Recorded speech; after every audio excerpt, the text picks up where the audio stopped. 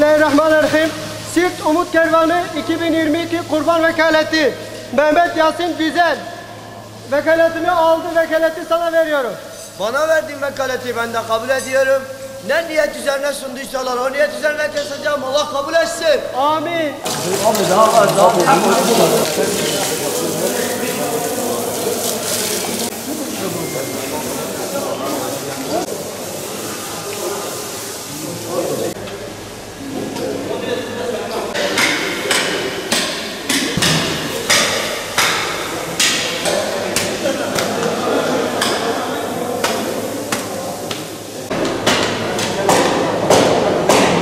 Bismillahirrahmanirrahim.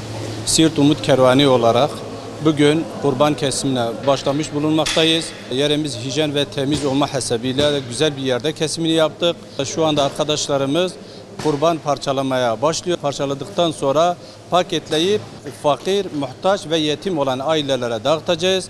Biliyorsunuz bir kriz yaşıyoruz. Gerçekten maddi durumu özellikle olmayanlar belki bir yıla yakındır.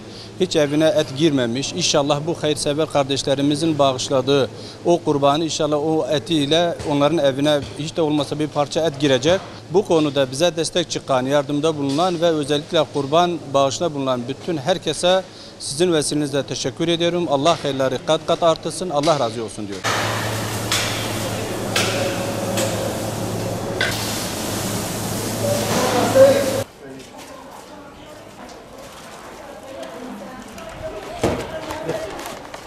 السلام عليكم.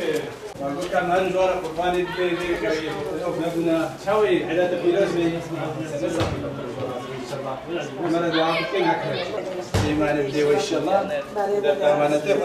Umut Kervan'dan geliyoruz. Et getirmişiz.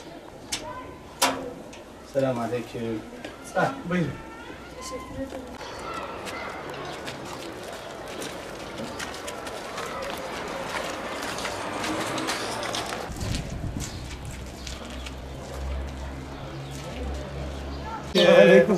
استغفر حجابي عيدات فيروز مبارك بي ام جمود كرواني هاتنا مجبوي ويا تيما مهنك وشاني ويسر الشعبنا شيء وانا تسوق جواره بيجي بلاج مره دعاء بكن